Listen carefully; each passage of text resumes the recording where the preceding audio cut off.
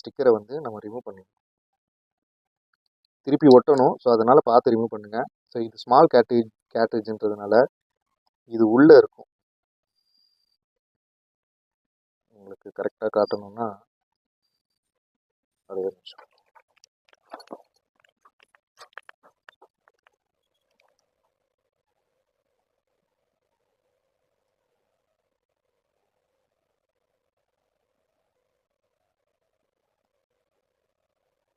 உங்களுக்கு தெரியுதா?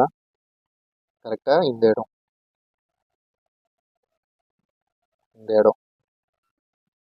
இந்த இடத்த வந்து இது வந்து நம்ம வந்து ஹோல்ஸ் போட்டு வச்சுட்டோம். ஸோ அதனால் இப்போ ஹோல்ஸ் போட வேண்டிய அவசியம் இல்லை. ஒருவேளை நீங்கள் ஹோல்ஸ் போடணும் அப்படின்னாக்கா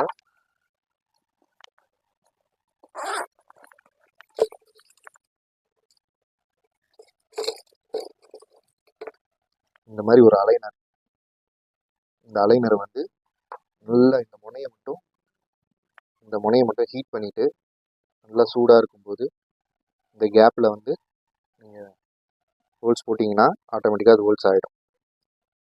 ஹோல்ஸ் ஆனதும் டக்குன்னு எடுத்துகிட்டு அதுக்கப்புறமேட்டு இது இங்க் வந்து நம்ம ஃபில் பண்ணிக்கலாம்.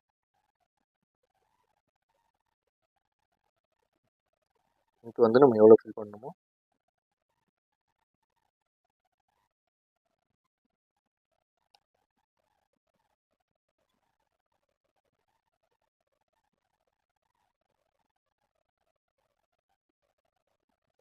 ஃபில் பண்ணிவிட்டு இருக்குது பார்த்தீங்களா? ஸோ இதை வந்து நம்ம கீழே வந்து இதை க்ளோஸ் பண்ணிக்கணும்.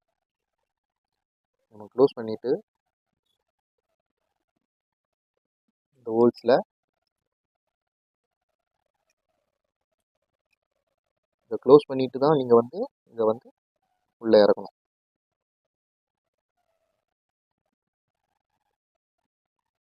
உள்ளே இறங்கினதுக்கப்புறம் இங்கே ஃபுல்லாச்சுன்னா இங்கே வந்து பபுள் ஆகும், மேலே இங்க் வரும். ஸோ அப்போ அந்த டைமில் ஃப்ளோ ஆகுதான்னு கரெக்டாக நம்ம செக் பண்ணிக்கணும். ஃப்ளோ ஆகுதுங்களா? ஃப்ளோ நல்லா வருது.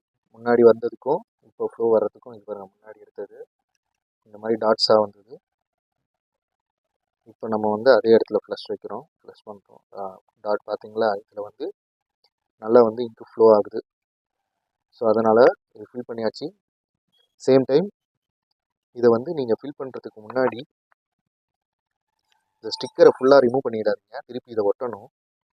அதுக்கப்புறம் உள்ளே அந்த இங்க் ஏதாவது இருந்ததுன்னா அப்படின்னு தொடச்சிருங்க.